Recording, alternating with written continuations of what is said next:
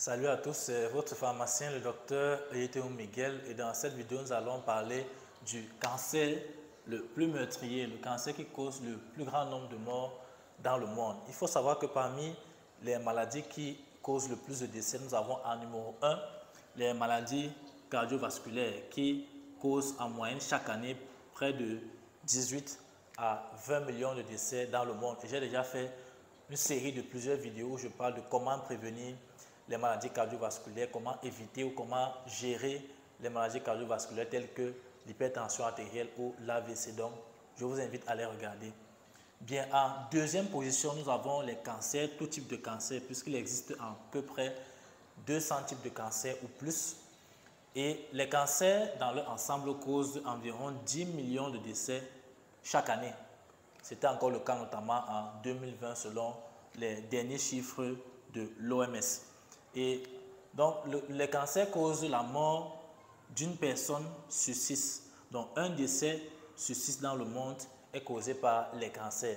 C'est dire à quel point les cancers sont extrêmement meurtriers. Bien, selon donc les derniers chiffres de l'OMS datant de 2020, nous avons les 5 cancers les plus meurtriers dans le monde. En numéro 5, nous avons le cancer du sein qui a causé plus de 685 000 décès. En numéro 4, nous avons le cancer de l'estomac qui a causé plus de 769 000 décès en 2020. En numéro 3, nous avons le cancer du foie qui a causé plus de 830 000 décès. En numéro 2, nous avons le cancer du côlon et du rectum qui a causé plus de 916 000 décès dans le monde. Et quel est donc ce cancer le plus meurtrier? Il s'agit du cancer du poumon. Le cancer du poumon a causé donc 1,8 million, soit près de 2 millions de cancers dans le monde selon l'OMS durant l'année 2020. Et 2 millions de cancers, c'est environ 20% du total de 10 millions de cancers. Donc, c'est dire à quel point le cancer du poumon est meurtrier et malheureusement, beaucoup de gens ne le savent pas, beaucoup de gens n'en prennent pas conscience. Et l'intérêt de cette vidéo, c'est donc d'attirer votre attention sur ce cancer le plus meurtrier actuellement et surtout de voir quels sont les facteurs qui pourraient favoriser ce cancer et de les éviter. Donc, pour terminer la vidéo, je vais passer à 9 éléments, 9 facteurs de risque, c'est-à-dire 9 choses ou 9 éléments qui peuvent augmenter votre risque de développer le cancer du poumon. Et donc, ce sont des choses à éviter, à mettre de côté, soit dans votre style de vie, soit dans votre alimentation. Je vais commencer en numéro 1 par l'amiante, qui est un élément chimique que l'on retrouve dans certaines mines où on exploite donc cet amiante. Et l'amiante est utilisé dans les revêtements des bâtiments, les revêtements anti-incendie. Donc, si vous travaillez dans un local, dans un endroit, dans un milieu où il y a une exposition à l'amiante, il serait important de prendre des mesures pour éviter de vous exposer à cet élément, de peur de développer à la longue le cancer du poumon. En numéro 2, nous avons la fumée de cigarette, donc le fait d'être fumeur passif, parce qu'il y a les fumeurs actifs, donc la personne qui prend la cigarette et qui la fume, mais il y a aussi le fumeur passif qui est à côté, qui ne consomme pas de cigarette directement, mais qui, en passant à côté de la personne qui fume, va aussi humer et ingérer ou inspirer la fumée de la cigarette. Et donc, de nombreuses études ont montré que le fait d'ingérer cette fumée de cigarette, ne serait-ce qu'en passant sur plusieurs années, pourrait causer donc le cancer du poumon. Il est donc important de faire prendre conscience de cela à ceux qui fument, afin qu'ils fument loin des personnes qui sont non fumeuses. Et si jamais donc il arrive que vous deviez passer à côté d'un fumeur, de bloquer votre respiration afin d'éviter d'inspirer cette fumée nocive, toxique. En numéro 3, nous avons l'alcool.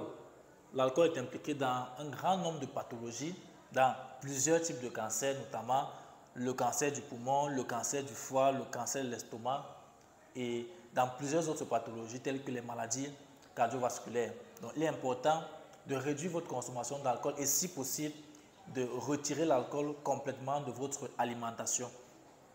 En numéro 4, nous avons la pollution atmosphérique qui est de cours ou qui est de mise avec le grand nombre d'industries qui se déploient, qui se multiplient, qui se développent au quotidien dans notre société pour produire davantage.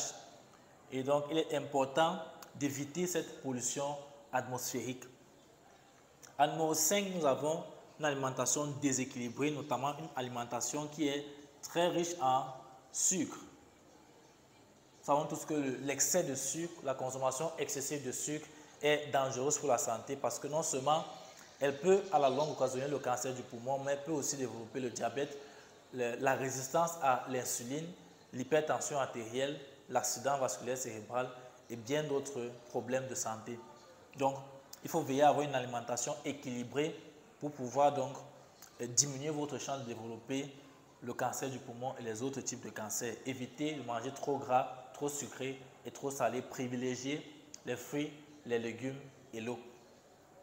En numéro 6, nous avons certains virus comme le virus du VIH qui vont donc rendre l'organisme vulnérable, faible de défense ou le système immunitaire faible, ce qui pourra donc favoriser le développement du cancer du poumon.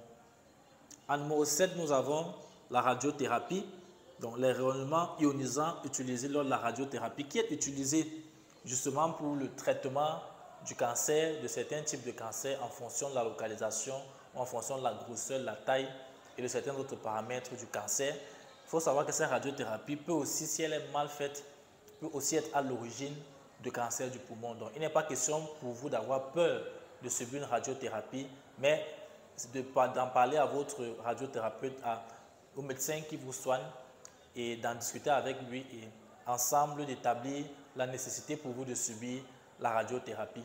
Donc, je le répète, la radiothérapie n'est pas une mauvaise chose en soi, mais chez certains patients, chez certaines personnes, cela peut conduire aussi au cancer.